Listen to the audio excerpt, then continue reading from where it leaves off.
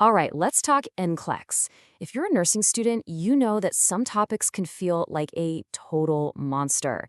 And let's be real, acid-base balance and arterial blood gases, yeah, they're definitely on that list.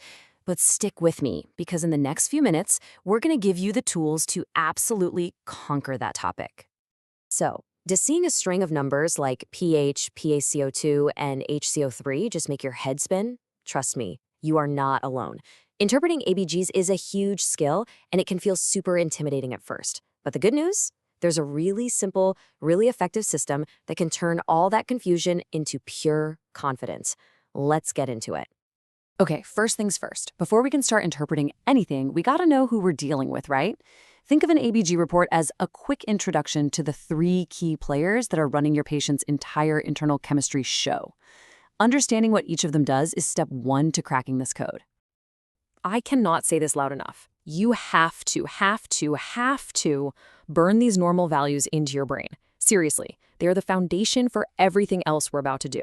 Make flashcards, write them on your mirror, whatever it takes. This is your non-negotiable first step. Okay, so let's meet our players. First up, we've got pH. This tells us how acidic or alkaline the blood is. The sweet spot, perfect balance, is 7.40. If it dips below 7.35, we're in acidic territory. If it climbs above 7.45, we're alkaline. Got it? Cool. Next is PaCO2. That's our carbon dioxide. Think of CO2 as the body's acid. Its happy place is between 35 and 45. And finally, we have HCO3, or bicarb. This is our base, and it likes to hang out between 22 and 26. These 3 numbers are your new best friends. Now here's where it gets really cool, how the body actually manages these numbers. You've got 2 systems in this constant balancing act. On one side, you have the lungs. They're the fast responders, the sprinters. They can change that PaCO2 level in minutes just by making you breathe faster or slower. Then you have the kidneys. They're the marathon runners. They manage the bicarbonate, and they are super powerful, but they are slow, sometimes taking hours or even days to make a real change. Remember that speed difference? It's going to be super important later. All right, you've memorized the numbers and you know the players. Now it is time for your secret weapon. This is the tool that's going to let you interpret any basic ABG result the NCLEX can possibly throw at you. It's a simple little mnemonic called ROME. And here it is. ROME. That stands for Respiratory Opposite, Metabolic Equal. Just let that sink in. This one little phrase describes the entire relationship between the pH and the other 2 values. It's what tells you if the problem is coming from the lungs or from the kidneys. Let's see exactly how this magic works. So let's look at the RO part of ROME, Respiratory Opposite. It's this simple. If your patient's pH is off, you look at the PaCO2. Are they moving in opposite directions? For example, is the pH going up while the PaCO2 is going down? If they are opposite, bam, you know instantly the problem is respiratory. It's that easy. High pH, low PaCO2, that's respiratory alkalosis. And here's the other half of the puzzle. Metabolic Equal. Now you're going to look at the relationship between the pH and the bicarbonate, the HCO3. Are there arrows pointing in the same or equal direction? Let's say the pH is low and the HCO3 is also low. Since they're moving together, you've got yourself a metabolic problem. Low pH, low HCO3, that's metabolic acidosis. See how that works? Okay, so you can now pinpoint the main problem. Awesome. But you know, the body is a fighter. It doesn't just sit there when there's an imbalance. It tries to fix things. We call this compensation. Figuring out if and how the body is compensating is the next crucial step in your ABG analysis. Let's check it out. This really breaks it down into 3 stages. First, uncompensated. This means the pH is abnormal and only one other value is out of whack. The other system hasn't even woken up to help yet.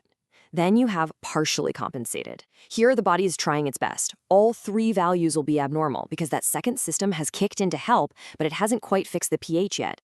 And finally, fully compensated. This is when the body has succeeded. The pH is back to normal.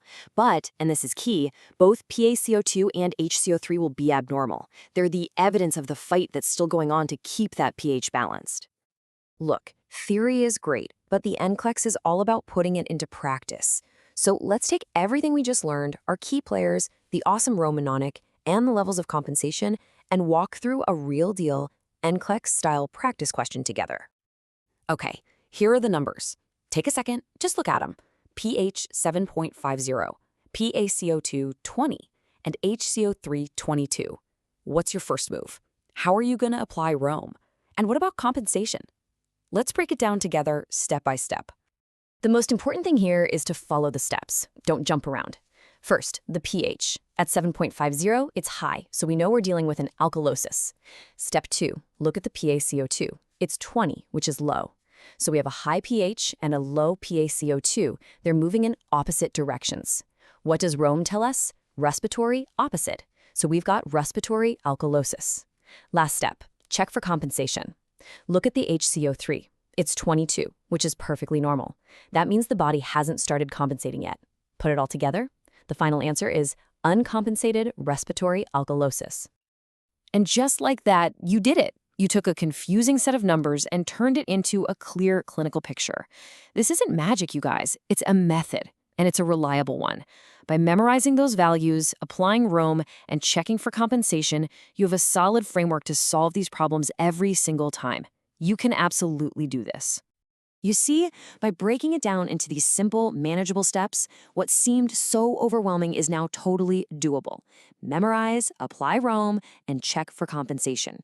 With that strategy, you're not just getting ready to answer questions, you're getting ready to think like a great nurse.